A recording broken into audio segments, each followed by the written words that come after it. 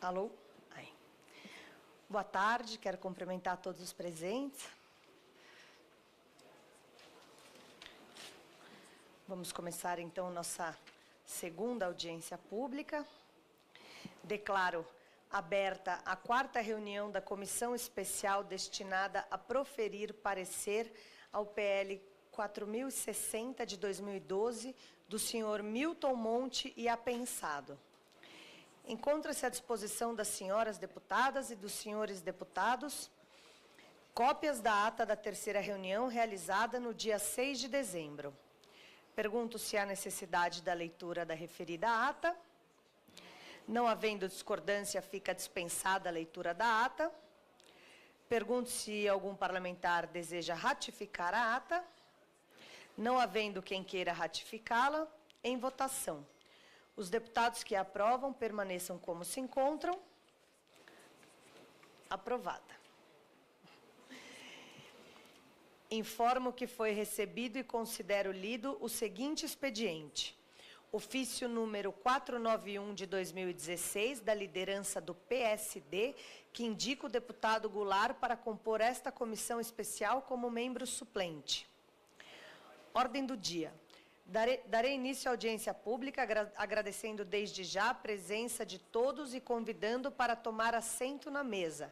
Beatriz Barbosa, representante do Intervozes, Coletivo Brasil de Comunicação Social.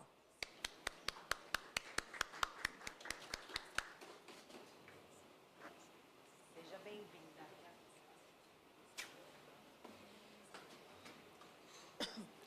Bruno Bione, pesquisador da USP, do Grupo de Pesquisa em Políticas Públicas de Acesso à Informação. E Rafael Zanata, pesquisador do Instituto Brasileiro de Defesa do Consumidor.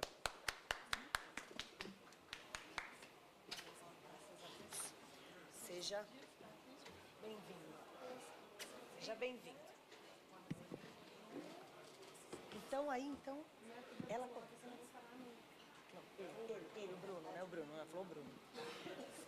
Bruno, você, né? Gostaria de solicitar aos convidados que se atentem ao cronômetro ali no canto da sala. Cada convidado tem 20 minutos para expor a sua contribuição. Durante as falas, os convidados não poderão ser aparteados e deverão limitar-se ao tema em debate. Finda as apresentações, concederei a palavra primeiramente ao relator, deputado Orlando Silva, e em seguida aos deputados inscritos para o debate. Ao interpelar os convidados, os parlamentares só poderão fazê-lo estritamente sobre o assunto da exposição pelo prazo de 3 minutos, tendo os convidados o mesmo tempo para a resposta. Por último, concederei a palavra aos não membros inscritos para o debate. Quero agradecer a presença do deputado, membro desta comissão, deputado Pancera, que tem grandes contribuições acerca do nosso tema, pela sua experiência, pelo seu conhecimento, e agradecer também os demais parlamentares. Então, Bruno Bione, com a palavra por 20 minutos. Muito obrigada.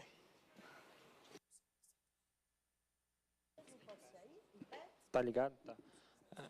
Tudo bem, obrigado. Bom, primeiramente, boa tarde a todos. Eu gostaria, em primeiro lugar, de agradecer o convite à presidente deputada Bruna Furlan, ao relator Orlando Silva, aos vice-presidentes Alessandro Molon, Milton Monte e o deputado André Figueiredo. Basicamente, hoje, eu falo aqui na minha capacidade acadêmica e individual. Eu sou de formação na área do direito. O meu mestrado foi sobre proteção de dados pessoais na Faculdade de Direito da Universidade de São Paulo. Eu acabei fazendo alguns estágios de pesquisas fora, entre eles na Universidade de Ottawa, no Canadá, onde eu tive a oportunidade, inclusive, de estar fazendo uma pesquisa de campo no Privacy Commissioner do Canadá e também no âmbito do Departamento de Proteção de Dados Pessoais do Conselho da Europa. O que eu vou centrar aqui na minha fala, nos meus 20 minutos, são basicamente duas questões conceituais e que parte delas está nesse relatório de pesquisa, do grupo de pesquisa que eu faço parte na Universidade de São Paulo, que é o GEPOPAI. O GEPOPAI é um grupo de pesquisa, então ele congrega pessoas da área do direito, como eu, mas também cientistas políticos, pessoas da área técnica, então de engenharia, de sistema de informação. Esse é um trabalho conjunto. A gente identificou uma necessidade de sistematizar os 3 projetos de lei hoje em curso no Congresso Nacional, que tratam, que se pretendem fazer uma lei geral de proteção de dados pessoais. E a gente chamou esse relatório de um tripé dessas iniciativas legislativas, porque a gente procurou justamente comparar o que a gente chama de espinha dorsal de qualquer lei geral de proteção de dados pessoais. Se você olhar todas essas iniciativas ao redor do mundo, essas legislações, proteção de dados pessoais, estará apoiada nesse tripé, que são essas 3 arestas, esses 3 conceitos básicos de qualquer legislação. Primeiro, o conceito de dado pessoal. O segundo, o conceito de dado anônimo ou anonimizado. E consentimento. Eu vou, particularmente, endereçar essas 2 primeiras arestas, conceito de dado pessoal e conceito de dado anônimo. De uma maneira geral, se a gente for olhar para os diversos referenciais teóricos, basicamente existem 2 estratégias regulatórias, 2 maneiras de abordar o que seria, então, esse conceito de dado pessoal. Uma primeira estratégia, digamos assim, mais reducionista, ou seja, o gargalo dessa legislação ele seria menor. Menos dados gozariam da proteção legal, menos dados poderiam ser adjetivados como pessoal e estariam, então, dentro do escopo da lei. Ele é, então, portanto, mais restritiva, essa primeira estratégia. A segunda estratégia seria você adotar um conceito de dado pessoal mais expansionista. Então, o gargalo dessa legislação ela seria um pouco maior. Caberia mais dados que poderiam ser adjetivados como pessoais e que, portanto, gozariam de proteção legal. E, se a gente for olhar o vocabulário para prescrever essa definição, normalmente vai se centrar nesses 2 tipos de redação. Um dado relacionado a uma pessoa natural identificada, que seria a abordagem reducionista, mais restritiva, ou um dado relacionado também a uma pessoa identificável, que então esse sufixo, essa potencialidade de um dado vir a identificar um sujeito. Tá bom, Bruno, é muito abstrato, mas como que você pode melhor exemplificar isso? Se a gente for pensar numa posição reducionista, um dado que tem um vínculo direto, imediato com uma determinada pessoa. Por exemplo, a minha foto, que me identifica de prontidão. Eu consigo fazer essa associação, o dado, essa imagem, junto à minha pessoa. Ou o meu RG e CPF, que são números únicos que me identificam como cidadão brasileiro. Agora, se você for olhar de um ponto de vista de uma abordagem expansionista, e por que é importante? Bom, se eu chegasse para vocês e dissesse que existe um estudante na faculdade de Direito, um advogado, um pesquisador na faculdade de Direito, nada vem à mente, pelo menos a princípio. Um universo de pessoas poderiam se enquadrar dentro desse perfil. Mas se eu consigo agregar mais pedaços de informação, então, um estudante na faculdade de Direito, mas que gosta muito de proteção de dados pessoais, que pesquisa nessa área, que é calvo, que tem ascendência entre italiano e sergipano, que hoje está aqui no dia 14 de dezembro, discutindo proteção de dados pessoais com vocês. Eu acho que esses pedaços de informação que, a princípio, não tinham nenhum vínculo direto comigo, mas eles associados, eles agregados, eles passam a identificar esse sujeito, que, no caso, sou eu. Mas, além desse exemplo e esse exercício, digamos assim, um pouco trivial, isso pode ser aplicado nessas bases de dados, ou, por exemplo, simplesmente numa ficha de cadastro. Se você for olhar para essas colunas, está ali o nome de pessoas, o CPF, o CEP, a idade e uma classificação segmental, uma determinada qualidade que eu atribuí para aquelas pessoas. É esse banco de dados, essa ficha cadastral, pode servir para diversas finalidades. Vamos pensar, por exemplo, para fins de análise de crédito. Eu saber se determinada pessoa se enquadra num perfil com maior rentabilidade ou não, isso interessa muito. Para fins de publicidade comportamental, porque eu vou direcionar produtos que estão associados com aquele perfil econômico-financeiro daquela pessoa. Se eu, por exemplo, eliminar a coluna do CPF, e aí então vão aparecer só nomes, e nomes podem ter homônimos, essas pessoas não vão ter uma identificação direta, um vínculo imediato e direto. Então, você se perderia, ou pelo menos essa lógica reducionista, pouco trataria da questão central de proteção de dados pessoais, que é justamente entrar nessa lógica mais expansionista e cobrir todos esses tipos de casos. Desde aquele primeiro exercício que eu tentei fazer comigo, no meu caso, vários pedaços de informação que juntos formam uma biografia sobre mim, e eu poderia fazer aqui o mesmo exercício com vocês, parlamentares, desde esse exemplo um pouco mais simples, que é tão somente uma ficha de cadastro, um banco de dados. Tudo isso para dizer que, se a gente adotar uma lógica reducionista, um conceito restritivo de proteção de dados pessoais, pouco efeito, pouca aderência na prática, na realidade, ela vai conseguir normatizar, regular todas essas situações. Tentei fazer uma tabela entre várias legislações ao longo da história e ao redor do mundo que conceituaram dados pessoais. E se vocês forem olharem essa tabela, vocês vão verificar que todas elas, desde 1980 até agora, de 2016, com a modernização da diretiva da União Europeia, todas elas adotaram o conceito expansionista. Eu estou falando, então, de uma evolução de quase 50 anos, 40 anos. E todas elas adotaram esse conceito.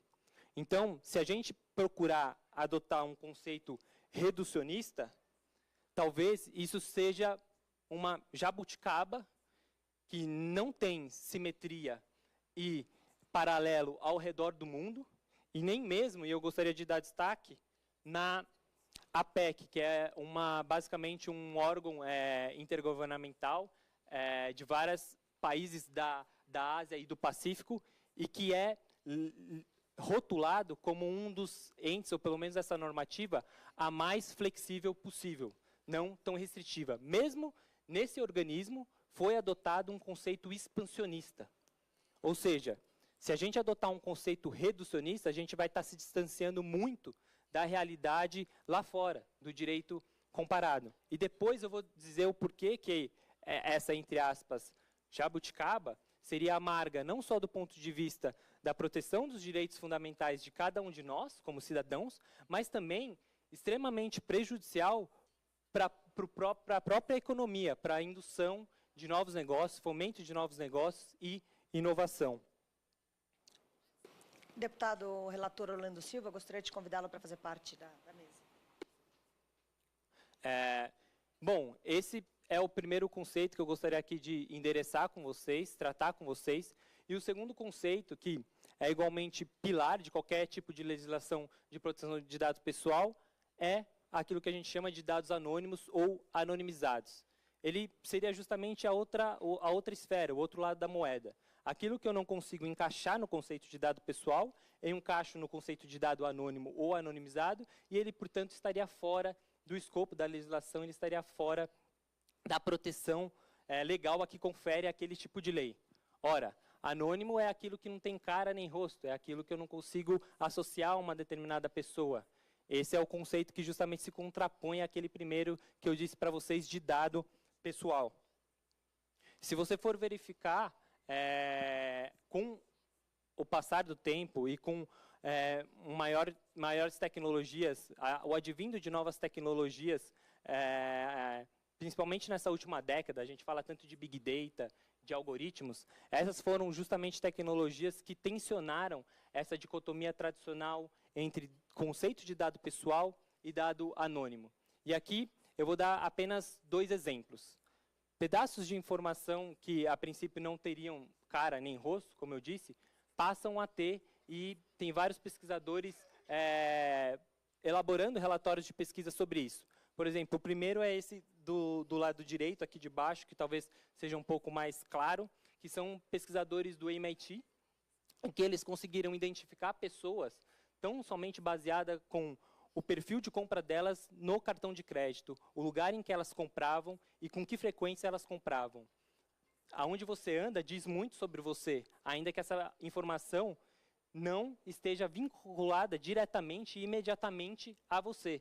Eles conseguiram, então, digamos assim, desanonimizar esses dados e chegar a individualizar aquelas pessoas baseada no perfil de compra delas. O outro é um site desenvolvido por um engenheiro de Stanford, em que, basicamente, a diversão dele, entre aspas, é reidentificar bases de dados anonimizadas.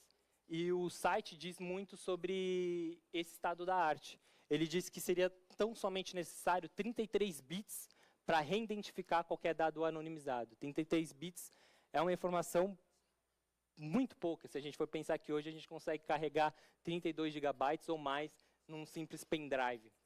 Ou seja, a capacidade de processamento de informações e essas novas tecnologias, elas tensionaram essa dicotomia dura entre dados pessoais e dados anonimizados. Então, qual foi a solução, já que eu não teria, digamos assim, essa bala de prata, essa solução preto no branco?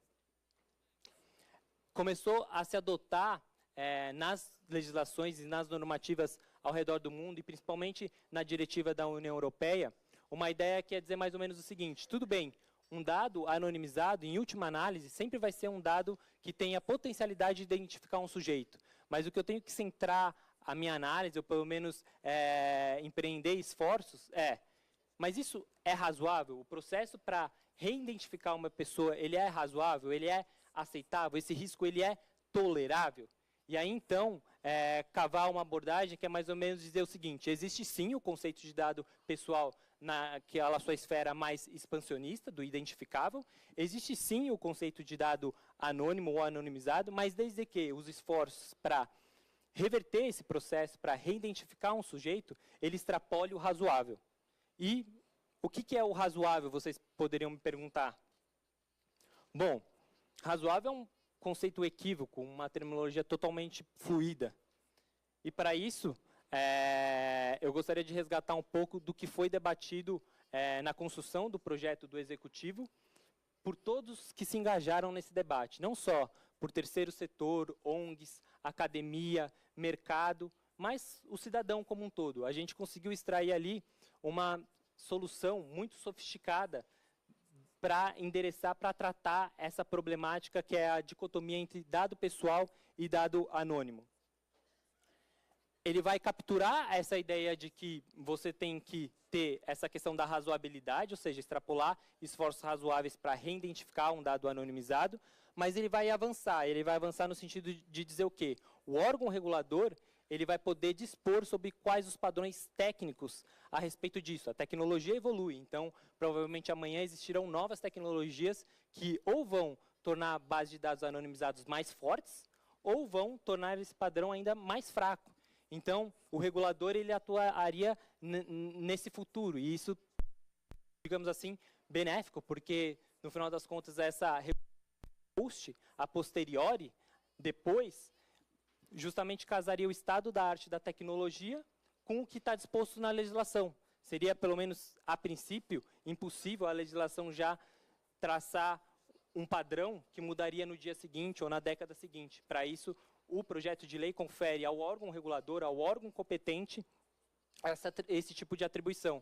Mas ele vai além do ponto de vista de dizer, bom, o órgão regulador, por mais que seja capacitada a infraestrutura dele, ele precisa se comunicar com o mercado, ele precisa se comunicar, entre aspas, com quem está no chão da fábrica, desenvolvendo as tecnologias. E ele vai convidar o mercado para atuar de forma cooperativa, de forma colaborativa. Ele vai falar, me emita, então, relatórios de impacto sobre a privacidade dos cidadãos que têm esses dados anonimizados. Qual é o risco? Qual é o risco tolerável? Qual é o risco aceitável?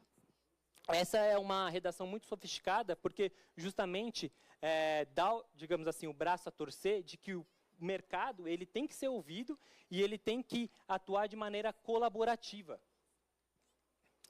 Isso é basicamente aquilo que eu tentei passar até agora, que é a ideia de que dados anonimizados podem vir a ser dados pessoais, mas desde que esse processo de reversão esteja dentro de um esforço razoável, esteja dentro de um risco tolerável. E isso, para dar um exemplo bem mais claro e para tentar puxar um pouco aqui a atenção de vocês, isso já vem ocorrendo, por exemplo, no direito ambiental. No direito ambiental, quando você tem um empreendimento e ele precisa, digamos assim, degradar o meio ambiente, as empresas emitem relatórios de impacto ao meio ambiente. Ou seja, para evitar justamente desastres ambientais.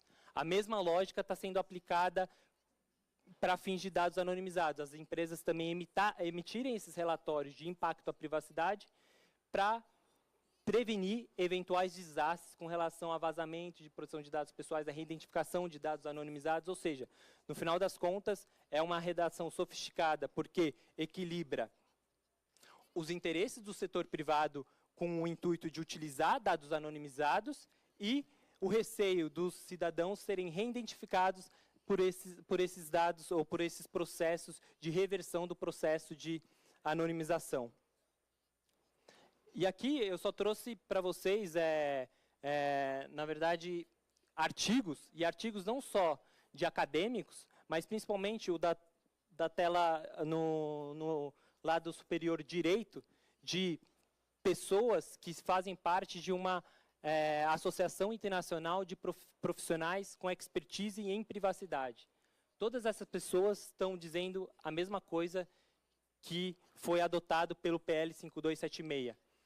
Adotar a seguinte estratégia: eu não consigo, de antemão, definir de maneira clara e dura o que é dado pessoal e dado anonimizado. Eu vou fazer isso a posteriori, conferindo ao órgão regulador que ele verifique quais tecnologias extrapolam o razoável para a reversão desse processo, e isso está sendo adotado ao redor do mundo, como, por exemplo, na modernização da diretiva da União Europeia, mas, sobretudo, vocalizado por esses acadêmicos, por esses profissionais e até mesmo pelo mercado. Eu, como pesquisador, eu estou olhando para essa discussão com uma imparcialidade, olhando para ver como que sociedade civil, como que terceiro setor e como que mercado, eles estão internalizando toda essa discussão. E tem uma iniciativa interessante, chamado Brasil, um País Digital, composto por várias associações de empresas de tecnologia, em que eles vocalizam justamente isso. Eles falam: eu consigo equilibrar inovação e proteção dos dados pessoais do cidadão por meio das práticas de anonimização dos dados. Claro que sempre vai haver um risco disso ser revertido, do dado anonimizado ser reidentificado, mas eu consigo trabalhar com esse tipo de abordagem, com esse tipo de tecnologia. A única coisa que talvez eu discordaria aqui é que, às vezes, pode ser inferior a 1%. Talvez esse percentual seja um pouco superior, mas ainda assim a gente consegue trabalhar com aquela ideia de razoabilidade. Tudo isso para dizer que, bom, um conceito forte de proteção de dados pessoais, de dado pessoal, e um conceito harmônico do que é dados anônimos ou anonimizados, eles não vão atravancar inovação e muito menos as oportunidades que a gente tem hoje em dia como Smart Cities, como Big Data, porque no final das contas todos esses dados, pelo menos em sua maioria, são minerados, são tratados, são utilizados justamente de forma anonimizada e dentro de uma escala do que é ou não razoável para a sua reversão. Então, a gente consegue pensar mobilidade urbana, pensar agricultura de precisão com base nesse tipo de abordagem, com base nesse tipo de processo. Eu vou dar uma breve corrida, porque eu tenho apenas mais 1 minuto e meio, mas o que eu gostaria de endereçar e a minha mensagem final é: um conceito forte de dados pessoais, aqui na sua acepção expansionista, e um conceito harmônico, como eu tentei passar com relação a dados anonimizados, ele não protege o cidadão, mas, sobretudo, ele fomenta a inovação e ele fomenta o mercado. Primeiro, para fins de segurança jurídica, porque hoje em dia a gente já tem definições do que é dados pessoais, essas definições elas estão amparadas justamente naquela abordagem de um conceito expansionista. Se a gente for olhar a Lei de Acesso à Informação e o Decreto de Regulamentação do Marco Civil da Internet, ambos adotam a palavra identificado, ou seja, ambos adotam essa estratégia de definir o que é dado pessoal na sua acepção mais larga, na sua acepção mais expansionista. E a segunda questão que eu gostaria de tratar, e eu já encerro por aqui, é que todas as normativas de proteção de dados pessoais, elas vêm com o intuito de fomentar também o mercado. Se a gente for olhar para as guidelines da Organização de Cooperação e Desenvolvimento Econômico, se a gente for olhar para a Ásia e para o Pacífico, todas elas veem proteção de dados pessoais como um valor de trazer segurança jurídica para o mercado e, no final dos contos, de fomentar, induzir inovação. Bom, era isso que eu tinha para dizer e eu agradeço mais uma vez, novamente, o convite. Agora também ao deputado relator Orlando Silva. E era isso as minhas considerações iniciais. A gente se coloca à disposição para debate e perguntas. Muito obrigada, Bruno Bione, pela contribuição acerca do nosso projeto. Entregaremos aos demais parlamentares este livro do estudo da Universidade de São Paulo. Agora é você? Pode ser você? Então, agora concedo a palavra a Beatriz Barbosa, representante do Intervozes. Prefere aí ou você quer no microfone? Não? Deixa eu desligar. Foi agora. Obrigada, deputada. Pode, mais fácil. Bom, boa tarde a todos e todas. Queria agradecer muito ao deputado Orlando Silva e à deputada Bruna Furlan o convite para o Intervozes estar participando dessa audiência pública. O Intervozes, para quem não conhece, é uma organização da sociedade civil que há 13 anos atua na defesa da liberdade de expressão e do direito à comunicação no Brasil, e a gente faz um acompanhamento sistemático dos projetos de lei e ações que são discutidas aqui no Congresso Nacional que afetam, de alguma forma, a agenda da liberdade de expressão. E na nossa concepção, e isso é algo que é consolidado também no direito internacional, não é possível garantir liberdade de expressão, principalmente no mundo online, se a gente não tem a proteção da privacidade garantida. Por isso que esse debate para a gente é fundamental e a gente tem acompanhado essa discussão, não só desde que o projeto do deputado Milton Monte começou a ser discutido aqui na Casa, como a partir das iniciativas também que aconteceram no Senado, com o projeto de lei 330 e com o projeto de lei do Executivo, que foi fruto de um amplo processo de discussão com a sociedade, de participação, que recebeu mais de 2.000 contribuições no seu processo de elaboração, no momento lá, a partir de uma iniciativa do Ministério da Justiça. Então, o que a gente tem sentido, felizmente, é que, apesar do Brasil ter uma lacuna muito grande no seu marco legislativo em relação à proteção de dados pessoais, esse debate, felizmente, está avançando no nosso país e a gente fica muito feliz que essa comissão especial aqui da Casa esteja conduzindo a discussão desse processo com ampla participação. Essa é a segunda audiência pública que essa comissão realiza, mas houve também, por iniciativa do deputado Orlando, um seminário que aconteceu em junho aqui nessa casa, que a gente também teve a oportunidade de acompanhar. Meus colegas de mesa também participaram desse seminário. Então, acho que a gente está avançando. E acho que é fundamental o avanço desse debate, porque a gente tem comentado muito isso, que o Brasil carece hoje de uma cultura da proteção da privacidade. Infelizmente, a gente tem no país uma ideia de que, um senso comum de que se as pessoas não têm nada a esconder, não tem problema que todos os seus dados sejam não só monitorados, mas sejam utilizados. E o resultado disso tem sido uma mercantilização brutal de dados que, na nossa avaliação, não poderiam estar sendo tratados dessa maneira indiscriminada pelo mercado. Então, o próprio debate de um projeto de lei, de uma lei geral de proteção de dados pessoais, é um processo educativo e sensibilizador para a sociedade civil brasileira da importância dessa agenda. Então, a gente está muito feliz com essa discussão.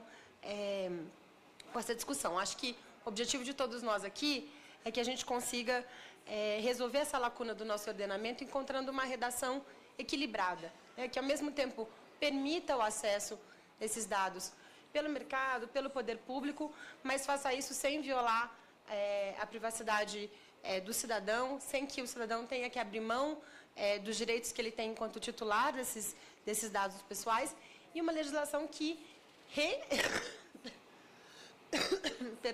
que reequilibre um cenário de forças muito desigual que existe hoje entre o cidadão individual e o imenso acesso e mercantilização que é feito dos seus dados pelas empresas, principalmente num cenário em que cada vez mais é mais fácil e mais simples coletar uma imensa quantidade de dados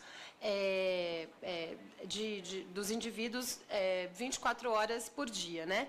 Então, é fundamental que a gente consiga, nesse processo, não só informar o cidadão de que os seus dados estão sendo coletados, porque a imensa maioria da população sequer sabe disso, mas que a gente eduque o cidadão e garanta mecanismos jurídicos para que ele se proteja, inclusive para que ele se oponha a que os seus dados sejam coletados e sejam tratados da maneira como estão sendo. Eu vou tentar me ater aqui ao terceiro pilar que o Bruno levantou ali no início da apresentação dele, que para nós é um dos pilares fundamentais que qualquer lei de proteção de dados pessoais deve trabalhar, que é a questão do consentimento.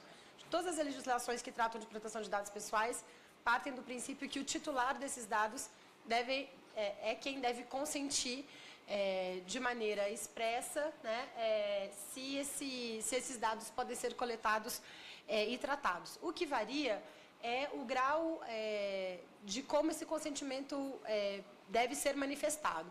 E aí você tem graus menos intensos e até uma proteção máxima, que é o que a gente entende hoje, que já está garantido no marco normativo brasileiro, no Marco Civil da Internet, que fala que o princípio do consentimento é fundamental para que o processamento de dados seja feito a partir de um consentimento livre, expresso e informado. Ou seja, o cidadão ele não pode ser obrigado a fornecer os dados deles, a não ser que o uso desses dados seja imprescindível para o funcionamento de determinado serviço. Por exemplo, eu não posso recusar o fornecimento do meu dado de geolocalização para um aplicativo como o Waze, porque se eu não fornecer a minha geolocalização para um aplicativo como o Waze, o GPS não funciona. Mas eu não posso ter que ser obrigada a fornecer, por exemplo, o acesso do Waze à minha câmera fotográfica do celular, que é um tipo de dado que não é essencial para a prestação daquele serviço. A gente poderia dar inúmeros exemplos de aplicativos que exigem hoje o acesso a um conjunto enorme de dados que não são essenciais para a oferta daquele serviço. Então, quando a gente fala de consentimento livre, informado, inequívoco e expresso, são gradações de consentimento que existem nas legislações que a gente se baseia para fazer essa discussão e que a gente precisa definir aqui também qual é o grau de garantia da interferência que o titular do dado vai ter para conceder ou não acesso às suas informações, né? Então, na nossa avaliação, é fundamental que o titular dos dados ele seja informado com destaque no uso de qualquer aplicativo ou de qualquer serviço que vá fazer coleta de dados, que esses dados vão ser coletados, que eles vão ser tratados e para que eles vão ser tratados. Hoje, o que a gente vê na imensa quantidade de termos de aceitação de uso que a gente vê é aquele calhamaço de texto que te coloca inúmeros, que te informa de uma vez só tudo que aquele aplicativo vai fazer com os seus dados e você simplesmente tem a opção de aceitar ou de não aceitar. Se você não aceita, você não usa o aplicativo. Se você aceita, eles vão coletar absolutamente todos os tipos de dados e você dá quase que um salvo-conduto para que essas empresas façam o que elas bem entenderem com os seus dados. Por isso que é fundamental que, junto com o conceito de consentimento, a gente traga outros conceitos para essa discussão também. O primeiro, e acho que os projetos de lei que estão tramitando aqui nessa comissão fazem isso, é entender que as atividades de tratamento de dados elas têm que observar o princípio da boa-fé, que é algo que está colocado já no ordenamento brasileiro em outras legislações, principalmente de defesa do consumidor, mas que é fundamental a gente trazer para cá. É fundamental trazer o princípio da finalidade, que eu já comentei rapidamente aqui. Você tem que coletar dados para um objetivo específico, e não coletar dados para que eles sejam trabalhados, processados e analisados de qualquer maneira. Nesse sentido, é fundamental, por exemplo, que a legislação que a gente vai aprovar aqui, ela trate como nula autorizações genéricas de uso dos dados. Os dados têm que ser, quando você vai consentir que os seus dados sejam coletados e tratados, que a finalidade para o tratamento desses dados esteja expressa, por exemplo, nos termos de uso de um aplicativo que você vai baixar. Outro conceito importante de trabalhar é o que a gente chama de conceito de granulação. Ou seja, no lugar de você consentir um pacote de autorizações de uma vez só, que você possa fatiar isso em função justamente das finalidades e das demandas que aquele aplicativo ou que aquele serviço tem para você. Então, eu quero consentir que o Waze tenha acesso à minha geolocalização? Sim.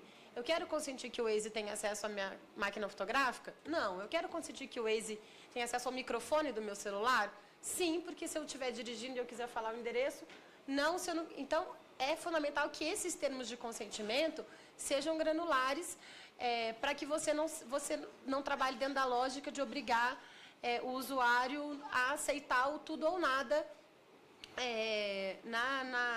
na utilização de um determinado serviço ou de um aplicativo. E é fundamental que as aplicações, e isso é fundamental que haja esse indicativo também na legislação, que as aplicações trabalhem com uma coleta mínima de dados, que elas trabalhem única e exclusivamente com os dados que elas têm necessidade de coletar para a prestação daquele serviço. Que a gente comece a desconstruir essa lógica de se coleta todos os dados e se faz o uso que se quiser desses dados. E aí eu queria trazer um exemplo que acho que todo mundo deve aqui ter vivenciado recentemente, que foi a mudança nos termos de uso do WhatsApp. Vocês todos devem ter percebido que alguns meses atrás o WhatsApp ofereceu para a gente a possibilidade da gente consentir ou não que ele compartilhasse a nossa agenda telefônica com as empresas do grupo do Facebook.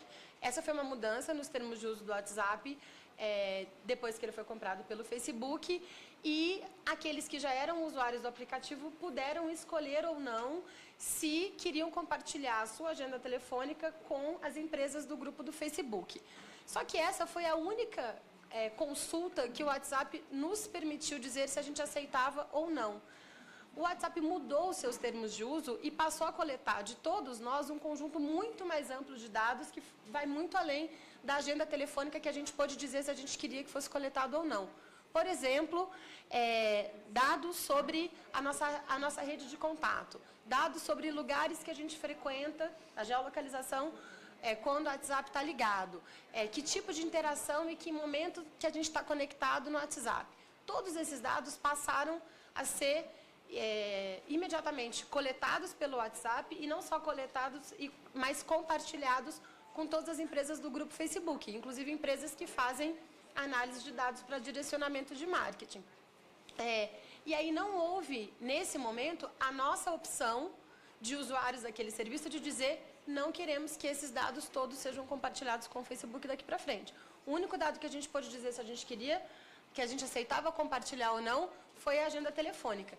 Na nossa avaliação, essa medida, essa conduta do WhatsApp, e isso não é o Intervozes que está dizendo, são as organizações de defesa do consumidor, acho que o IDEC fez um estudo bem interessante nesse sentido, houve uma violação do Marco Civil da Internet, porque não houve um consentimento livre, porque não há uma justificativa para a prestação daquele serviço e para o uso daquele aplicativo de que todos esses dados passassem a ser coletados e compartilhados com terceiros. Cada um de nós passou a ser obrigado a conviver com um cenário em que todos esses dados passaram a ser compartilhados com todas as empresas do Facebook, sem necessidade para o funcionamento do aplicativo, porque não houve mudanças no funcionamento do aplicativo nesse sentido, e a gente não pôde dizer não queremos que os nossos dados sejam compartilhados com terceiros. Então, roubando aqui a expressão que foi cunhada pelo meu colega de mesa, Rafael Zanata, na verdade, houve um consentimento forçado nesse caso, muito diferente do consentimento livre que a gente defende para a proteção de dados pessoais. Esse é um exemplo, a gente poderia discutir vários, mas de uma mudança recente que aconteceu e que todos nós acho que vivenciamos, né? Outro elemento importante no debate de consentimento é que haja sempre a possibilidade do titular dos dados se opor ao consentimento do tratamento dos seus, da coleta e do tratamento dos seus dados. E que e que haja um processo facilitado para que ele se oponha a esse consentimento.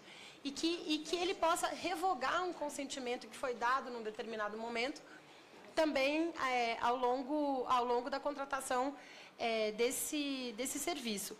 Porque não é porque você consentiu que uma empresa colete e trate os seus dados que você perdeu a titularidade desses dados. Esses dados continuam sendo seus e é fundamental que a qualquer momento você não só possa acessar os seus dados que estão sendo coletados e tratados por essas empresas, mas que você possa também ratificá-los, que você possa corrigi-los, que você possa revogar esse consentimento.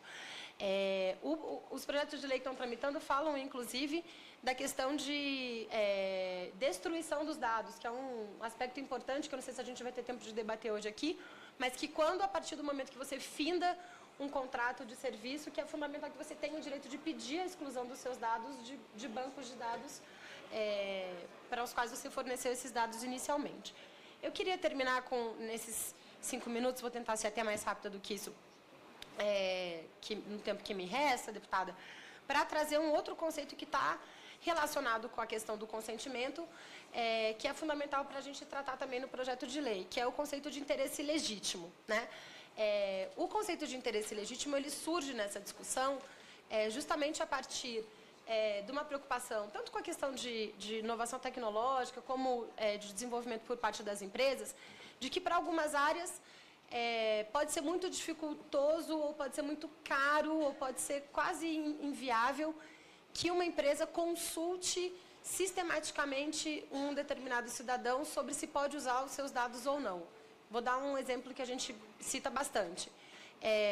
Você tem uma conta com um banco, o banco, obviamente, tem acesso às suas informações bancárias. E ele usa essas informações bancárias, seja para te vender pacotes de serviço, seja para te prestar o serviço mesmo de assistência bancária, mas ele pode usar esses seus dados também para coibir fraudes na sua conta. E não necessariamente quando você assinou o seu contrato com o banco para abrir a conta, você concedeu para o banco o direito de usar os seus dados bancários para a coibição de fraude bancária. Só que, claramente, esse uso secundário do mesmo dado que você concedeu, que você autorizou que o banco tivesse acesso, é um uso que te interessa. É um uso que atende aos interesses do titular desses dados pessoais. Então, estaria protegido por esse conceito do interesse legítimo esse uso secundário dos dados, mesmo que não tenha havido um consentimento inicial, né, ulterior, expresso, inequívoco, informado para essa agenda. Agora, é fundamental, portanto, que mecanismos de utilização de Big Data, por exemplo, dependem muito de reprocessamento de dados, de grandes bancos de dados, para funcionar, e contam muito com esse conceito do interesse legítimo para poder fornecer serviços, resultados desse tipo de manipulação, desse tipo de tratamento de dado. Agora, é fundamental que o conceito de interesse legítimo seja tratado como exceção da liberação do consentimento e que não seja tratado como regra, porque senão a gente acaba com o conceito de consentimento como princípio da coleta e de tratamento de qualquer dado pessoal. E é fundamental que ele seja previsto também em situações concretas, restritas, ou seja, o banco não vai poder... O banco pode usar meus dados financeiros para fazer esse tipo de prestar esse tipo de serviço e evitar combater fraudes bancárias, mas ele não pode pegar os meus dados financeiros e fazer não importa o que com eles, porque eu consenti o acesso a esses dados para uma determinada prestação de serviço inicial. Então, é fundamental que a gente tenha uma tutela muito específica nesse caso e o projeto de lei 5276, ele traz, nos artigos que tratam da questão do interesse legítimo, ele fala do uso em situações concretas, né? E de maneira que os dados pessoais que vão ser usados para um uso secundário sejam somente os estritamente necessários para a finalidade pretendida. Então, o conceito de interesse legítimo, ele vem casado de alguma maneira ao conceito de consentimento, mas ele não pode ser de maneira nenhuma tratado como uma regra, ele tem que ser tratado como uma exceção para se permitir o uso de determinados serviços. Eu queria só concluir deputada Bruna e deputado Orlando, dizendo que esse é um debate que, enfim, eu fiquei 20 minutos falando de consentimento, né? Então, assim, que a gente é algo super complexo e tem vários outros aspectos do projeto de lei, o Rafael claramente vai trazer outros, mas que eu acho que isso mostra o quanto que a gente precisa de tempo e precisa de ampliar o diálogo com os diferentes setores para a gente conseguir chegar numa legislação equilibrada. As empresas divulgaram recentemente um manifesto em que elas colocam a sua posição sobre vários pontos estruturantes da Lei de Proteção de Dados Pessoais e, por exemplo, do ponto de vista do consentimento, elas propõem uma regressão em relação àquilo que a gente já conquistou com o Marco Civil da Internet. Elas propõem que a Lei de Proteção de Dados Pessoais trate a questão do consentimento livre e inequívoco e elas retiram a questão do consentimento expresso, que é hoje o mecanismo mais protetivo em termos de garantia do consentimento na legislação e que foi algo que o nosso marco normativo já traz a partir da adoção do Marco Civil da Internet 2 anos atrás. Então, claramente, esse é um ponto que a gente vai precisar dialogar com as empresas, porque já há uma manifestação clara do segmento empresarial de mudança na legislação em relação a isso, e nós, do ponto de vista da proteção dos direitos fundamentais dos usuários, entendemos que a questão do consentimento expresso deve ser mantida como a gente avançar no Marco Civil da Internet. Mas, obviamente, estamos super à disposição para fazer esse diálogo. Acho, inclusive, que a iniciativa que a deputada Bruna já manifestou para a gente de tentar construir audiências públicas em que diferentes segmentos estejam representados na mesa é um processo muito saudável para a gente poder justamente fazer esse embate positivo que precisa ser feito e o confronto de ideias que é benéfico em todo o processo democrático, e acho que a gente vai ganhar muito se a gente conseguir ter espaços como esse de exposição e de, enfim, determinação clara dos posicionamentos de cada segmento que vão precisar chegar num acordo para a gente ter essa legislação equilibrada. Então, queria agradecer novamente o convite, colocar o Intervoz à disposição. A gente está aqui sempre, semanalmente, aqui no Parlamento, então estamos à disposição para fazer o diálogo quando for de interesse dessa casa e dos parlamentares, e desejar um produtivo trabalho para a Comissão Especial até o próximo semestre. Obrigada.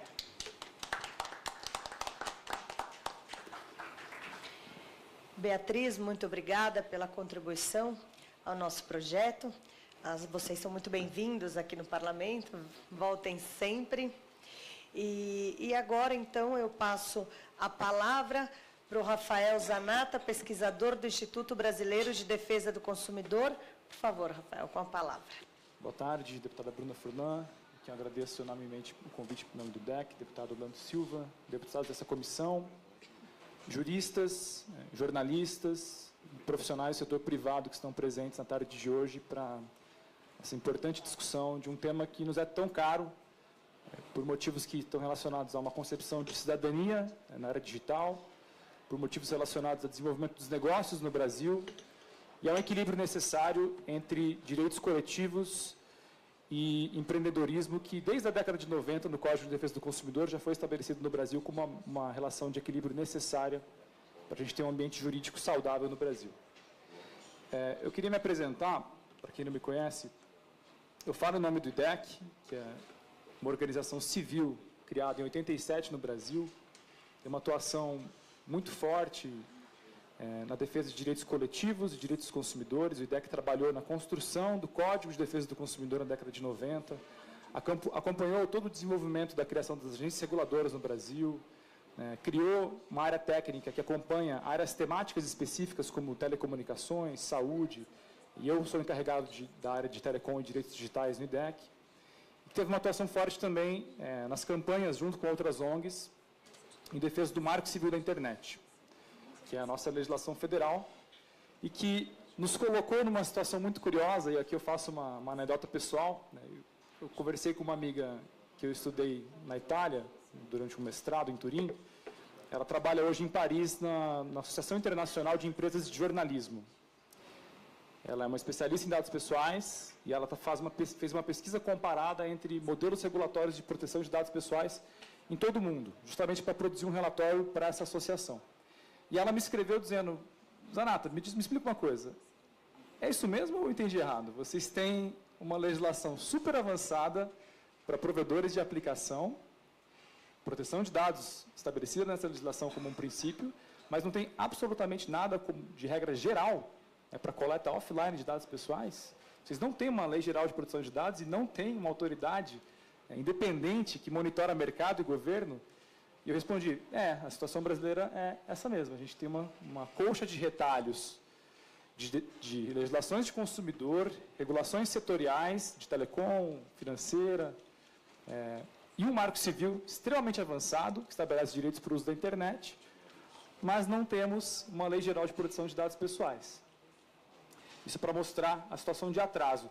Um atraso que também espantou muito a UNCTAD, que é a Comissão de Comércio Exterior da ONU, que o IDEC produziu um relatório para a UNCTAD em janeiro desse ano, dizendo qual que era a situação da proteção de dados pessoais no Brasil e como que era possível ter transferência internacional de dados. E a coordenadora do estudo também me respondeu um e-mail super assustada, dizendo, olha, eu não sabia que a situação de vocês era tão peculiar assim, que vocês estavam com esse déficit regulatório, com essa falta de direitos assegurados numa legislação nacional e sem uma estrutura específica para cuidar disso, que vá além do trabalho da Senacom e do Ministério da Justiça. Então, eu tenho me envolvido com esses debates internacionais e nacionais. O IDEC faz parte do órgão que assessora o Comitê de Políticas Digitais da OCDE. O Bruno falou bastante das diretivas da OCDE, que tem um papel fundamental na harmonização das leis de dados pessoais dos últimos 30 anos. E também faço parte desse grupo de trabalho da UNCTAD, que monitora níveis de proteção de dados pessoais com foco em consumidor e comércio. Bom, acho que é evidente para todos aqui nessa sala, que têm acompanhado essa discussão, que as organizações civis fizeram uma defesa substancial do mérito, do conteúdo do projeto apresentado pelo Executivo, em razão da arquitetura jurídica que foi construída ali dentro, os conceitos fortes de dado pessoal, uma arquitetura de princípios de finalidade legítima, a aplicação desses conceitos também para o setor público, o que levou não só o IDEC, mas várias outras organizações em abril a publicar uma carta aberta em defesa do conteúdo do 5276. E acho que é importante ressaltar isso. As organizações não têm nenhum fetiche com a Lei 5276 em si. O que nos importa é o conteúdo dela. E se o caminho adequado for a harmonização dos 3 diferentes projetos que hoje correm, para que seja construído um modelo adequado, que esse seja o caminho. Não estamos fazendo uma defesa de uma lei específica simplesmente por ser a Lei 5276. Mas é o que está ali dentro que importa e eu quero explicar por quê nos meus minutos de fala. E nós vimos com muita preocupação o manifesto que foi publicado em setembro por várias entidades, uma ampla coalizão de empresas do setor de tecnologia e publicidade, que publicou um manifesto sobre uma futura lei de proteção de dados pessoais em setembro. Um manifesto super curto, mas que tem ali, de forma muito objetiva, quase que um desmonte daquilo que foi avançado em 5 anos de discussão democrática com ONGs, ativistas, empresários, e que eu acho que é importante refutar algumas das teses que estão nesse manifesto, porque eles são altamente problemáticos da perspectiva de defesa dos direitos coletivos e dos consumidores. O primeiro ponto que é importante esclarecer, que é um mito que às vezes se constrói em algumas discussões sobre lei de dados pessoais, é que ter uma lei de dados pessoais pode inibir inovação ou economia. Ora, isso não é verdade, nunca foi. Inclusive, se você pegar um mercado de credit scoring nos Estados Unidos, desde 1970 existe uma legislação muito rigorosa, que é o Fair Credit Report Act, que tem ali um cuidado muito evidente com dados sensíveis. E mesmo existindo uma atuação forte do regulador nos Estados Unidos e uma lei específica sobre o manejo desses dados, o mercado de credit scoring floresceu. Então, nós temos vários exemplos na história recente que mostram que legislação forte se combina com expansão de mercados, sim. Isso não é uma colisão insuperável. O Brasil também, com o Código de Defesa do Consumidor, o Bruno até me relatou que estava investigando as capas da Veja, em 1990 e 91, que falavam do perigo do CDC, como que o CDC ia travar a economia, iria armar os consumidores até os dentes. Isso não é verdade. Nós conseguimos desenvolver um mercado com relações de consumo baseado em boa-fé, do reconhecimento das diferenças fundamentais entre as partes hipossuficientes e as empresas, né, e toda essa sistemática que foi reconhecida pelo STJ como válida para todas as relações de consumo. E nos Estados Unidos e na Europa, nós temos não só a diretiva de 95, que acabou de ser revisitada, né, foi revogada e aprovaram um novo regulamento em 2016, super rigoroso, né, que eu vou aprofundar daqui a pouco, como nos Estados Unidos, a atuação da Federal Trade Commission, que é a espécie de super Senacom, que eles têm lá, que protege o consumidor e competição, a FTC tem várias decisões e várias sanções aplicadas para empresas que descumprem regras de privacidade e proteção de dados, e nem por isso nós temos um problema de falta de inovação lá. O que existe de bom no diálogo entre empresas e organizações civis é que existem vários pontos de alinhamento. Primeiro, está alinhado entre esses diferentes setores que é importantíssimo ter uma autoridade independente que vá ficar responsável, né, pelo enforcement, né, pela efetividade das regras e dos direitos estabelecidos para as pessoas. Isso é importante da perspectiva de segurança jurídica, porque o mercado quer isso, ele quer ter regras claras e saber quem que vai executar. Isso é importante da perspectiva dos consumidores, porque nós sabemos que existe lá um órgão técnico com uma expertise, né, com pessoas formadas e treinadas em direitos coletivos e proteção de dados pessoais para monitorar o mercado. Isso é importante para o desenvolvimento de políticas públicas especializadas, que é um ponto que quase nunca é comentado nesses debates, que eu comentei no seminário de junho, né. O Uruguai, por exemplo, promove uma coisa incrível, que é a Autoridade de Proteção de Dados do Uruguai cria uma competição para os professores de escola primária, uma competição que é quem é o professor que consegue explicar melhor para as crianças a importância dos dados pessoais. E essas práticas pedagógicas são premiadas pela Autoridade de Proteção de Dados Pessoais. Isso é uma política pública de ensino, voltada para as crianças, e que uma autoridade como a Senacom no Brasil não tem condições de fazer, porque ela tem uma competência muito alargada, ela tem que se preocupar com muitas coisas. Tampouco o MEC, que cuida da educação de forma geral. Então é importante ter essa autoridade, não só para monitoramento de mercado, expertise e segurança jurídica, mas também para políticas públicas. Finalidade legítima é um conceito que está no manifesto da coalizão empresarial e que também é apoiado pelas ONGs. Isso está de acordo com os princípios de boa-fé contratual do CDC, isso permite uma interpretação mais flexível, caso a caso, de quando que a empresa extrapolou, de fato, a obtenção de um dado para alguma finalidade legítima. Isso não é um ponto muito problemático. Nós também estamos alinhados que o Brasil precisa superar esse atraso, que o nível de proteção jurídica é inadequado, que está interrompendo os negócios, deixando as pessoas sem o instrumento jurídico adequado. O caso do WhatsApp, que a Bia relatou, é um caso clássico. Nós tivemos um problema sério, que não houve resposta jurídica adequada, nem institucional, também em razão da falta de uma lei geral de proteção de dados e uma autoridade específica. E a regulação estatal, como o Bruno disse, ela se combina com mecanismos de autorregulação e incentivos para que as empresas, por conta própria, né, ao formular a sua aplicação e definir o design de como aquilo opera, inclua esses valores de proteção de dados e privacidade. E possa, inclusive, receber incentivos tributários para isso. Por que não? Essa é uma opção que está na mesa. Bom, quais são as divergências com esse manifesto? O manifesto propõe um conceito restrito de dado pessoal. Dado pessoal é só aquilo relacionado à pessoa identificada. Esse tipo de conceito é muito inadequado por vários motivos, né? O FTC, por exemplo, há 5 anos, tem relatórios publicados dizendo que os metadados, os dados relacionados à geolocalização, a como você usa um dispositivo, a quanto tempo você se conecta, onde você está, o seu protocolo de IP também, tudo isso revela muito mais sobre você do que o seu nome, endereço e RG, como o Bruno explicou na apresentação. Então, a gente precisa de uma concepção de dado pessoal que seja relacionada a dados relacionados a uma pessoa identificável. Isso está no FTC, isso está no Parlamento Europeu, que aprovou a revisão da Diretiva de 95, isso está nas principais legislações de proteção de dados do mundo. Isso também está nos principais trabalhos acadêmicos publicados no Brasil. Vocês não vão encontrar um acadêmico sério defendendo dado pessoal como dado somente relacionado à pessoa identificada.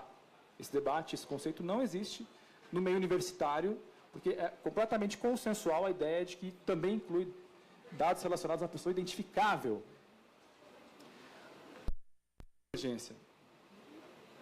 O manifesto propõe a exclusão de dados biométricos como dados sensíveis.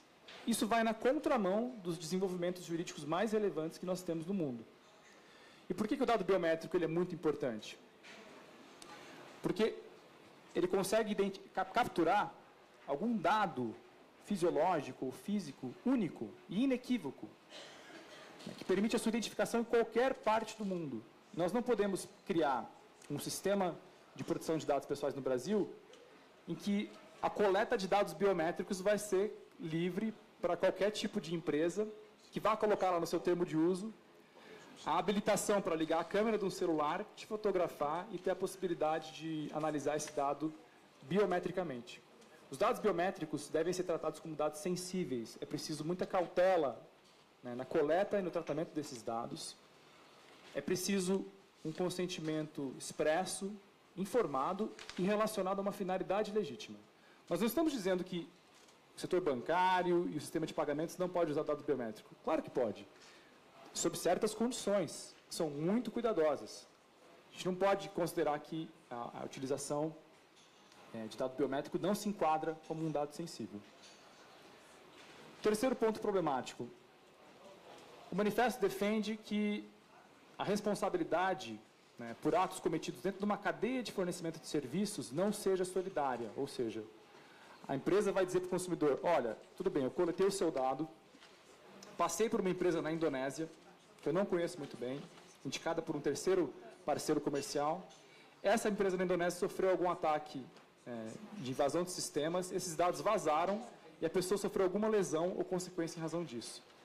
O que as empresas estão defendendo nesse manifesto é, nós não podemos ser responsabilizados por essa falha de segurança na cadeia de fornecimento de serviço. Essa tese vai contra o Código de Defesa do Consumidor, as principais decisões do Superior Tribunal de Justiça e a ideia que está configurada ali no Marco Civil também de responsabilidade solidária entre provedores de aplicação que descumprem o artigo 10 e 11. Portanto, vai na contramão, né, basicamente, da estrutura, né, da espinha dorsal do direito brasileiro, quando se trata de responsabilidade civil e direitos dos consumidores. Isso não pode passar. Quarto ponto de divergência. O manifesto pede que as sanções relacionadas à coleta ilegal ou tratamento que causa risco ou lesão aos consumidores não impliquem em suspensão temporária ou parcial de atividades de coleta e tratamento de dados. Nos parece, no IDEC, que essa questão foi resolvida no Marco Civil, né, prevendo essa possibilidade fática. Tanto é que o IDEC pediu para a Secretaria Nacional do Consumidor que, no caso do WhatsApp, que a Bia comentou, que a Senacom instaurasse um processo administrativo, cautelarmente determinasse o interrompimento do compartilhamento de dados do WhatsApp para as empresas do grupo Facebook e, no limite, determinasse a suspensão das atividades de coleta e tratamento de dados. Então, isso é possível. Isso se combina com uma visão mais robusta, né, de como deve ser o enforcement das regras de dados pessoais no Brasil. Preocupações que são importantes. O regulamento europeu diz que o consentimento tem que ser tão fácil de retirar quanto dá. Isso se combina com a estratégia de consentimento granular. As pessoas precisam ter o poder de controlar o que elas estão autorizando, sem ser essa regra do cheque em branco, do termo de uso que você dá um clique. Isso tem que ser parcial, e isso tem que ser revogável a partir do desejo daquele titular, daquela pessoa.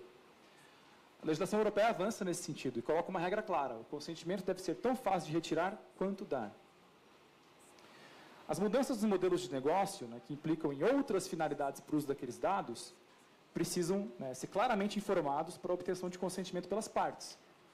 Justamente isso que o WhatsApp descumpriu em agosto desse ano. Ele mudou o modelo de negócios, mudou o tipo de dado que ele coletava e o direcionamento desse dado, para onde ele transmitia, e não obteve um consentimento claro e informado. Últimos pontos. Essa ideia de que basta colocar tudo num termo de uso e obter um clique da pessoa é uma ideia falida. Isso não é uma tese do IDEC, essa é uma tese dos principais acadêmicos de privacidade do mundo, que dizem o modelo de Notice and Consent foi criado nos últimos 20 anos, não se mostra efetivo para a proteção de direitos. O futuro da proteção de dados pessoais vai envolver análise contextual, boa-fé nas relações contratuais, na coleta e tratamento de dados, e uma análise caso a caso. Nós não queremos também travar o setor e criar um modelo de regulação ex ante muito forte. Mas a gente quer ter uma estrutura de análise contextual a posteriori, né, que a gente possa identificar essas lesões. Questões em aberto que eu deixo para debate, que o IDEC não tem resposta, são só provocações para a comissão, ok? Bom, como será estruturada financeiramente a autoridade, partindo da premissa que esse é um alinhamento entre diferentes setores? Como fica a estruturação financeira dessa autoridade? As sanções podem ser direcionadas a fundo de direitos difusos, com algum enfoque específico em direitos digitais? Será que a gente pode construir um modelo em que as multas podem ser repassadas para projetos de educação e campanhas por ONGs? Né? Ao invés de passar para a autoridade, o que pode gerar um incentivo para multas muito pesadas, para retroalimentar a estrutura financeira, por que não repassar esses recursos de multas para entidades sérias, né, verificadas pela autoridade, certificadas, que são habilitadas, então, para fazer campanhas de educação e conscientização? Quais são as condições em que os jornalistas e os centros de pesquisa poderão fazer tratamento desses dados? Essa questão é muito importante. No seminário que nós fizemos em junho, houve um representante de uma associação de grupos minoritários que levantou e disse, olha, muito cuidado com a exceção, porque se os jornalistas fazem coleta de dados sensíveis e não há um rigor em como é que eles fazem esse tratamento, pode ser que nós tenhamos grandes grupos econômicos na área de jornalismo no Brasil coletando esses dados, né, sem um tipo de supervisão pela autoridade. Então, é o ponto que o Bruno levantou. Como é que vai se dar depois, né, o desenho das regras relacionadas a esse tipo de exceção? A exceção para jornalistas e centros de pesquisa. E como que se dará a corregulação e validação dos códigos e melhores práticas do mercado? Eu lembro de um estudo que eu fiz sobre os debates lá de 2010, 2011, eu tinha identificado uma rejeição muito grande do setor empresarial ao modelo de corregulação. O setor empresarial queria, naquela época, editar os seus códigos de autoconduta e não precisar da validação da Autoridade de Proteção de Dados Pessoais. Esse modelo não encontra paralelo na Argentina, no Uruguai, no Chile, na Europa. Todos esses países adotam corregulação, ou seja, estimula-se que o mercado faça suas melhores práticas e há um processo de comunicação e validação pela autoridade. Então, a pergunta que fica é, isso vai acontecer e como? Eu deixo aqui meus contatos. Esse é um conteúdo aberto, vocês podem ficar livres para reutilizá-lo, adaptá-lo, citá-lo. E agradeço muitíssimo a atenção de vocês nessa tarde de hoje. Muito obrigado.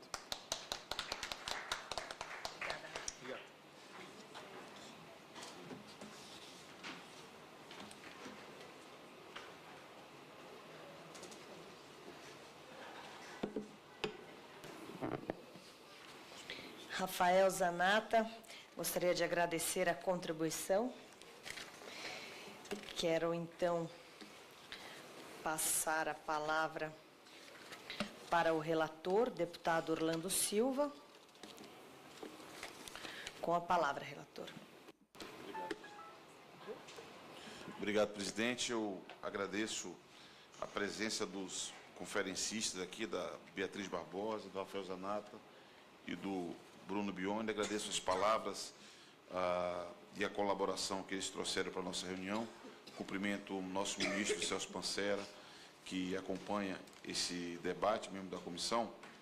Eu considero, presidente, que foram muito esclarecedoras as manifestações dos três conferencistas, expositores, e eu queria apenas provocá-los para avançar um pouco mais em algumas matérias, né?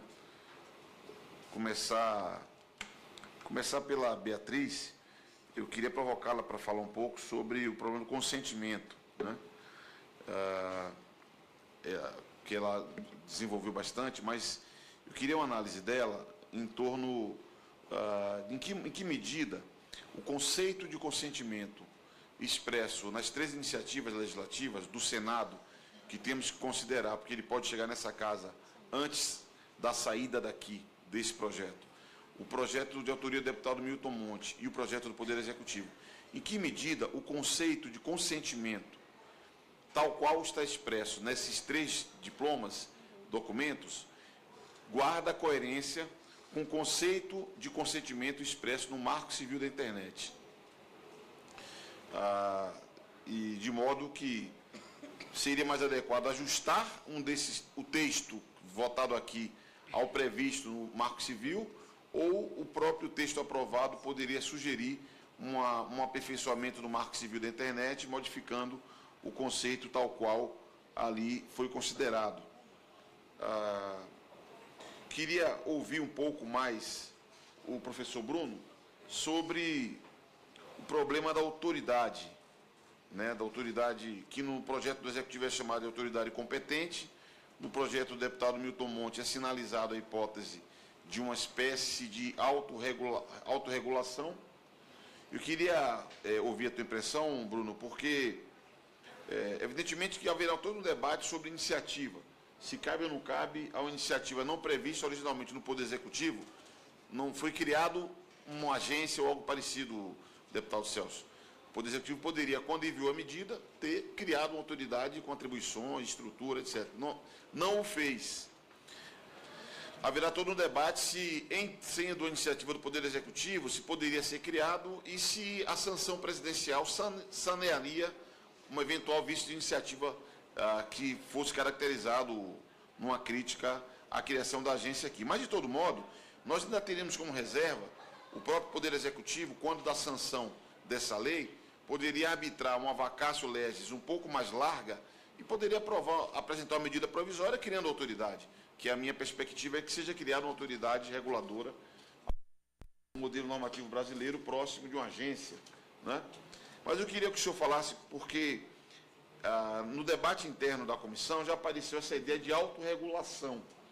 Uma autorregulação que teria uma estrutura, uma organização privada, estritamente privada, né?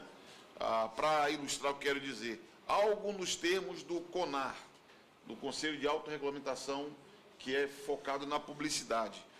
Eu queria apenas ouvi-lo sobre isso, sobre a oportunidade de criar uma agência ou algo semelhante, à luz da experiência internacional, que eu percebo que esse é um ponto de contato de muitos pronunciamentos.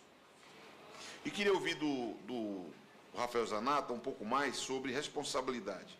Responsabilidade contratual ou responsabilidade objetiva e solidária, porque isso tem um impacto. Os que defendem que a responsabilidade se baseie no estabelecido em cada contrato argumentam o problema do custo, porque a existência da responsabilidade solidária, objetiva, poderia, digamos assim, impactar em benefícios ou na ausência de benefícios do custo para consumidores.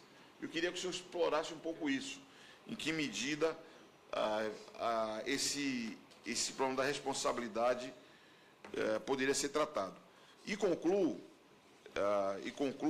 querendo ouvi-los um pouco, aí quem se considerar mais adequado poderia usar da palavra, sobre o problema da transferência internacional de dados, que também no caso da transferência internacional de dados, há todo um debate sobre que impacto poderia ter na perda de oportunidade de negócios para o nosso país, se nós tivéssemos uma regra mais restritiva.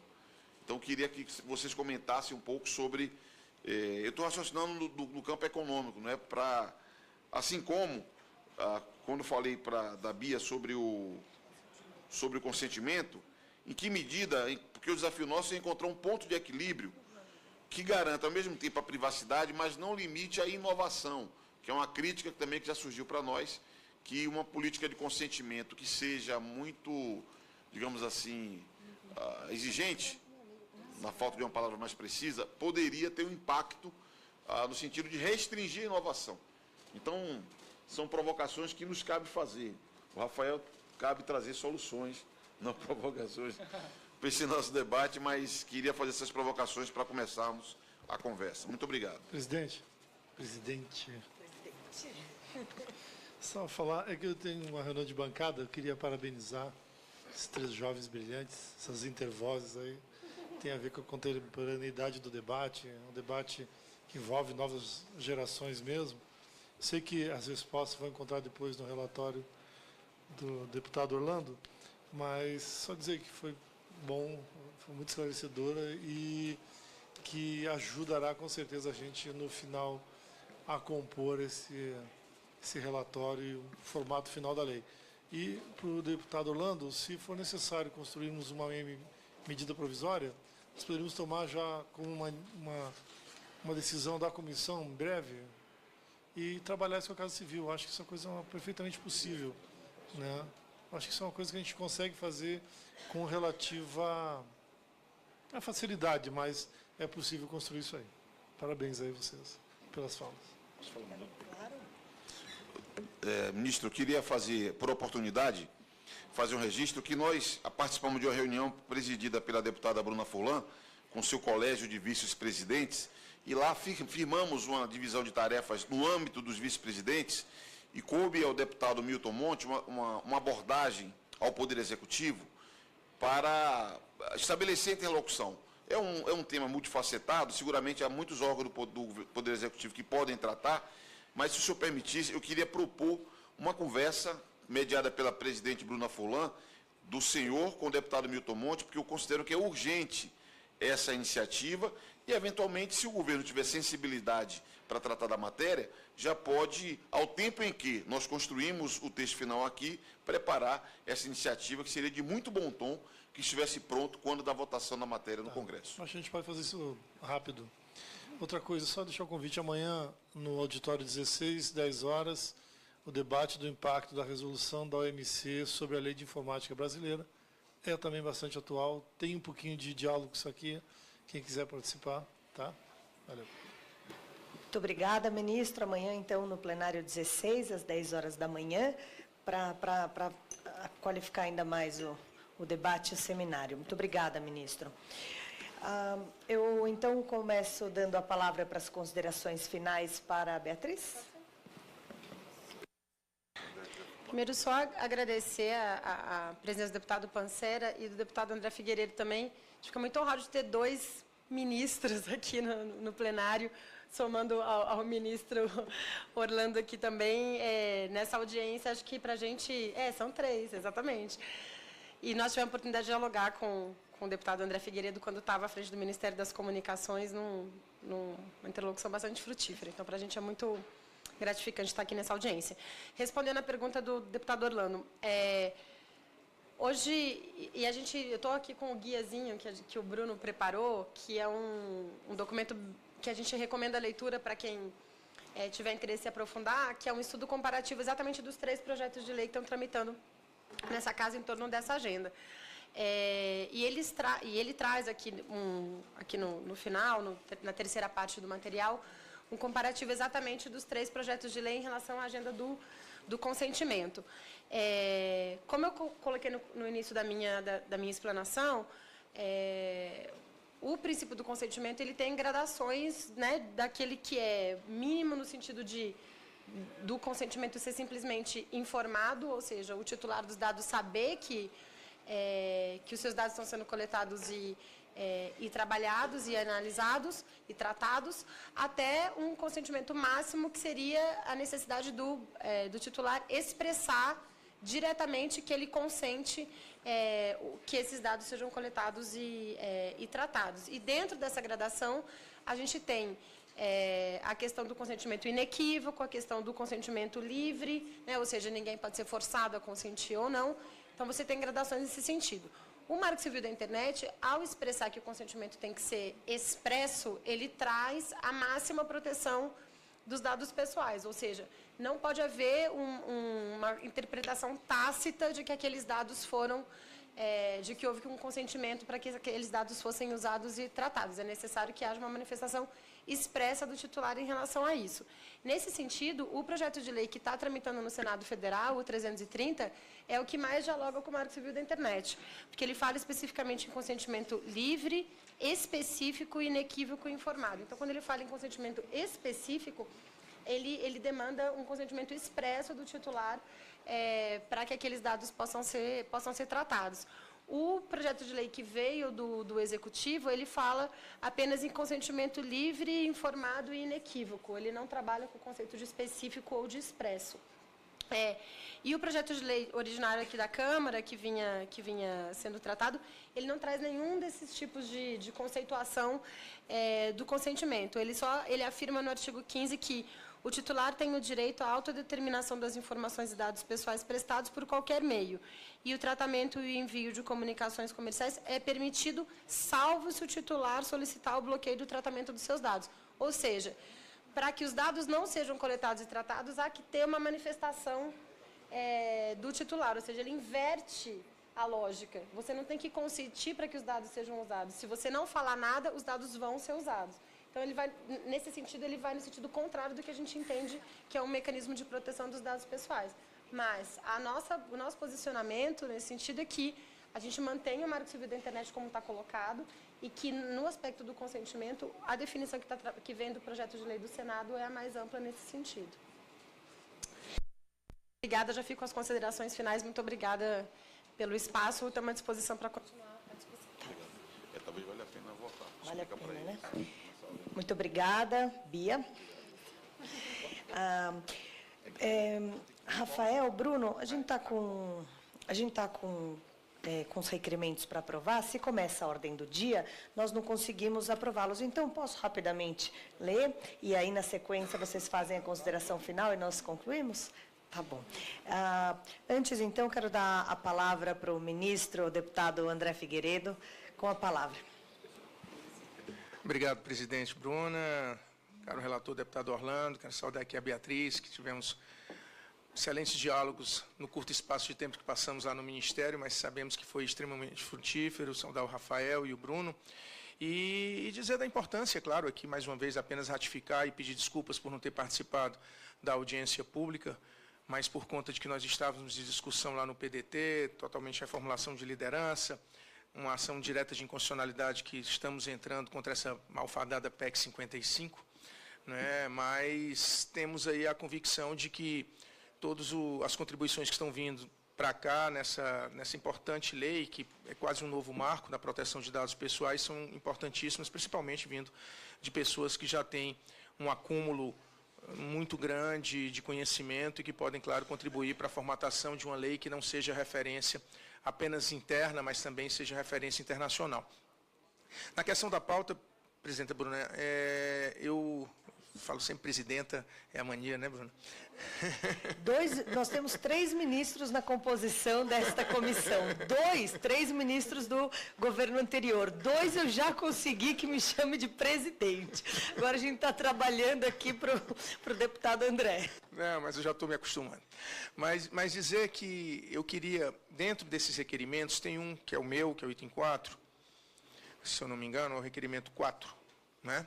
E que, na verdade, eu queria, até por conta de que nós conseguimos assinatura para incluir extra pauta, mas teríamos que ter votação nominal, mas que esse requerimento fosse feito um adendo e também tivesse a previsão da realização do seminário internacional que a gente está prevendo aqui ser realizado, que se a presidente permitir, eu poderia aqui fazer a leitura na hora que a gente for votar.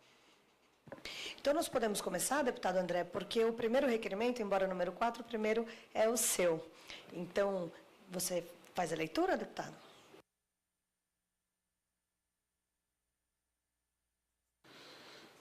Mas é mais um requerimento de audiência pública e que a gente está chamando representantes da Secretaria Nacional do Ministério da Justiça, a Secretaria da Receita Federal, a Secretaria de Política de Informática, CEPIM, do Ministério da Ciência, Tecnologia, Informação e Comunicações, Inovações e Comunicações, do SERPRO, do TSE e do Banco Central.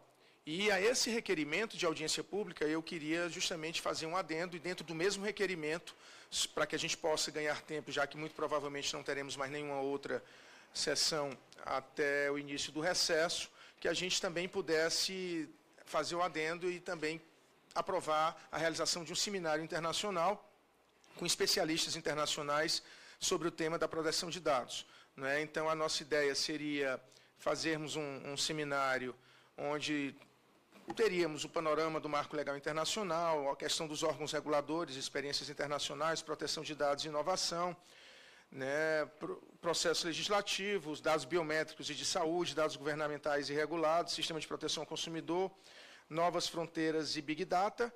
E, claro, no último dia nós fazemos reunião de trabalho entre a nossa consultoria e assessoria e os convidados específicos para que realmente pudéssemos tirar extrair bastante conteúdo desse seminário. Então, para que nós pudéssemos aprovar e já cairmos em campo ou em busca de convidados, inclusive de instituições que pudessem financiar a vinda de quanto mais convidados, melhor, e que a gente possa fazer realmente um evento de grande magnitude, é que eu peço para que a gente possa incluir dentro desse requerimento número 4 e pedir a aprovação aqui da comissão. Com a palavra, então, o deputado Orlando Silva para discutir o requerimento.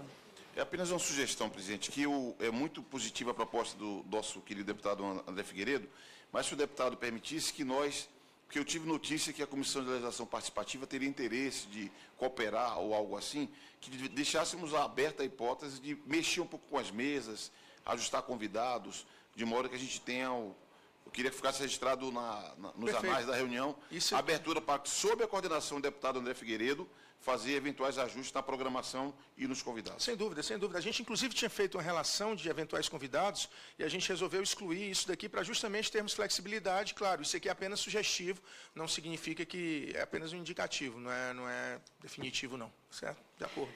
Parabéns pela ideia do seminário, extraordinário, de extraordinária importância para o nosso trabalho. A consulta plenário, se algum deputado deseja encaminhar contra a matéria. Vamos passar à votação. Em votação, requerimento 4/16. Os deputados que aprovam permaneçam como se encontram. Aprovado.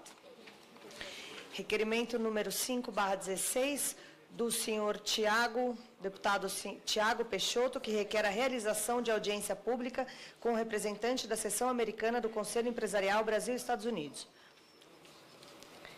Tem que subscrever? Não. Eu posso escrever. Entendeu? Eu posso subscrever como uma gentileza para garantir o encaminhamento do requerimento do nosso colega. Consulta o plenário se algum deputado deseja encaminhar contra a matéria. Passamos à votação. Em votação, o requerimento 5/16. Os deputados que aprovam permaneçam como se encontram. Aprovado. Presidente, até por economia processual, eu gostaria de me oferecer para que a gente subscreva todos os requerimentos dos colegas que não estão presentes, eu, o deputado Orlando e a presidente, se quiser, e a gente votar em globo. Então, tá bom. Vou ler tudo e aí a gente vota. Mais um requerimento do deputado Tiago Peixoto, que requer a realização de audiência pública com a presença do senhor Ronaldo Lemos.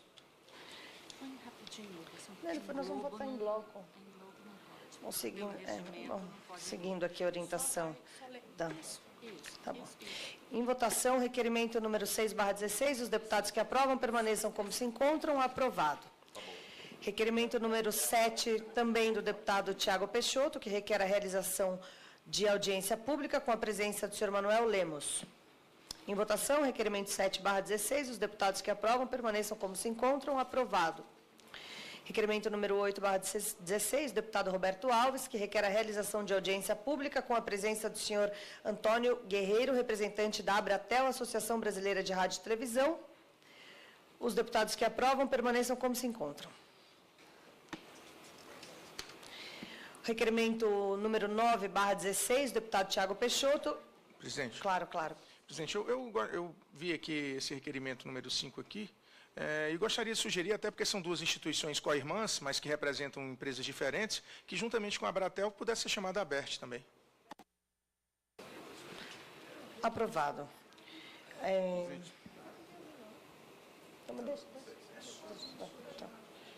Espera aí.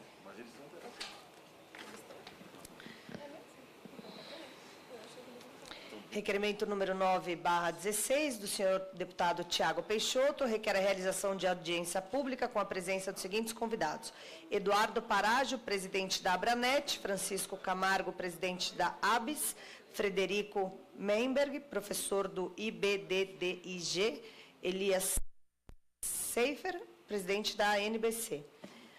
Em votação, o requerimento. Os deputados que aprovam permaneçam como se encontram. Requerimento número 10, do deputado Nelson Marqueselli, que requer a realização de audiência pública com a presença do seguinte convidado: Dr. Vladimir Barros Aras, Procurador Regional da República e Secretário de Cooperação Internacional da Procuradoria-Geral da República. Em votação, requerimento 10/16. Os deputados que aprovam permaneçam como se encontram. Aprovado. Qual dos dois responde? Agora, então, para as considerações finais, passo a palavra para o Bruno Bioni. Bom, excelentes perguntas, deputado Orlando Silva. Eu vou começar a sua pergunta retomando justamente a parte final da sua fala, que você bem pontuou que o problema de proteção de dados pessoais é um problema multifacetado. Então, é justamente esse o problema. Como que a gente conferiria autorregulação em entes privados que atuam prioritariamente de modo setorial? Você disse, uma organização ela só atua para fins de publicidade comportamental, mesmo para fins de entidades no âmbito de seguro, para fins de entidades no âmbito financeiro, e assim vai. Então, teria essa problemática. O que a gente precisa é de uma autoridade que garante que, tal como a lei, seja geral. E o segundo aspecto, ainda assim, a gente teria um grande problema se a gente apostasse totalmente em autorregulação. O problema da autorregulação é que, eminentemente, regularia o setor privado. E quem regularia o setor público? A autoridade garante também tem esse poder de regulação. Então, é um desenho institucional que não casa com a demanda regulatória em cima de proteção de dados pessoais. E um último aspecto, e linkando com a sua parte final sobre transferência internacional, um dos pontos prioritários quando se analisa se um país ele tem um nível adequado de proteção de dados pessoais, não é só o desenho da lei, mas, sobretudo, o sistema de enforcement da lei.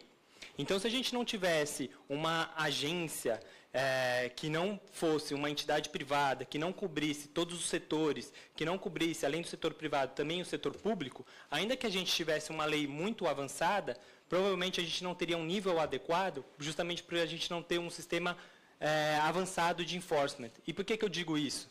Porque quando a gente olha para o lado da transferência internacional, o Brasil hoje pede muito a oportunidade de não exportar dados brasileiros, mas de importar dados de outros países, justamente para que, por exemplo, nossas startups poderiam ser empresas terceirizadas que fariam tais atividades de tratamento de dados pessoais e trariam recursos para o Brasil, ao invés de exportar, digamos assim, os dados brasileiros. Vocês percebem onde eu quero chegar?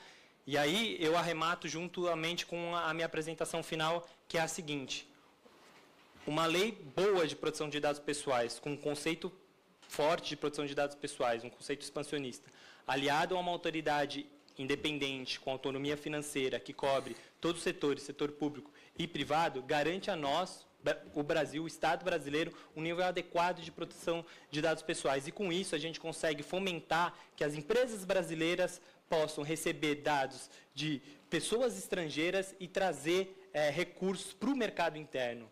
Eu volto à minha mensagem inicial. Uma legislação de proteção de dados pessoais, um conceito forte de proteção de dados pessoais e uma autoridade garante, independente e com autonomia financeira, vai inovar, vai fomentar a inovação e vai ser boa também para o mercado brasileiro empresarial. São essas minhas considerações finais. Muito obrigada, Bruno, pelas considerações finais. E agora eu passo, então, a palavra para o Rafael Zanata. Mais uma vez, eu queria agradecer enormemente o convite para falar em nome do IDEC. Esse é um debate central para o IDEC. É com muito prazer que eu vim aqui apresentar as posições do Instituto e contribuir para essa discussão que é coletiva. Eu convido a todos que quiserem entender em detalhes qual é o posicionamento do IDEC. Nós publicamos esse texto de posição hoje no site do IDEC, idec.org.br, que apresentamos para a comissão especial, que tem essa discussão sobre esses três pontos que eu apresentei. Nossa posição sobre o conceito de dado pessoal, nossa posição sobre dados biométricos e dados sensíveis e nossa posição sobre responsabilidade solidária. Respondendo à pergunta do deputado Orlando, intelectualmente é compreensível o argumento das empresas. Eles dizem, olha, não, é custoso, a cadeia é complexa de fornecedores, não podemos assumir esse tipo de custo em um cenário de crise. Mas, juridicamente, esse argumento não para em pé. Ele é completamente incompatível com o microsistema criado pelo Código de Defesa do Consumidor e não há excepcionalismo para o mercado de dados pessoais. É uma questão de lógica jurídica também. Qualquer jurista minimamente treinado compreende o seguinte: todas as leis de dados pessoais colocam proteção dos consumidores como um pilar. Está no artigo 2º. Assumimos isso como premissa. proteção do consumidor como pilar da sistemática de proteção de dados pessoais. Por sua vez, um dos pilares do sistema de defesa dos consumidores é a responsabilidade solidária na cadeia de fornecedores de serviço, artigo 14. Isso é assim, tanto é assim que todas as decisões do STJ envolvendo empresas de tecnologia, né, que consideram a cadeia de fornecimento de serviços, consideram a regra de responsabilidade solidária. Né. Esse argumento não cola, de que é preciso matar a responsabilidade solidária. Não há excepcionalismo no mercado de dados pessoais. Por fim, importante lembrar a decisão do STJ no caso de credit scoring, o caso mais importante envolvendo algoritmos, bases de dados e tecnologia. Né? Inclusive, a decisão de um recurso especial repetitivo que teve audiência pública e que afetou mais de 60 mil decisões parecidas. Né? Na decisão do ministro Paulo de Tarso Sanseverino, ele diz: o desrespeito aos limites legais na utilização do sistema de credit scoring, configurando abuso no exercício desse direito, pode ensejar responsabilidade objetiva e solidária do fornecedor de serviço, do responsável pelo banco de dados, da fonte, do consulente, pela ocorrência de danos morais na hipótese de utilização de informações excessivas ou sensíveis. Portanto, nós temos decisão da STJ, Código de Defesa do Consumidor, Marco Civil, toda uma sistemática de defesa do consumidor construída para responsabilidade solidária, que deve, então, ser implementada na Lei de Dados Pessoais. Acho que é um erro crasso criar um excepcionalismo para esse mercado, refutando a ideia de responsabilidade solidária. Obrigado. Rafael, não havendo mais quem queira fazer uso da palavra e nada mais havendo a tratar, convocaremos a próxima reunião na volta do recesso, num plenário oportunamente informado, com a seguinte pauta: audiência pública e deliberação de requerimentos. Está encerrada a reunião. Desejo um bom período de festas para todos. Muito obrigada. Como te...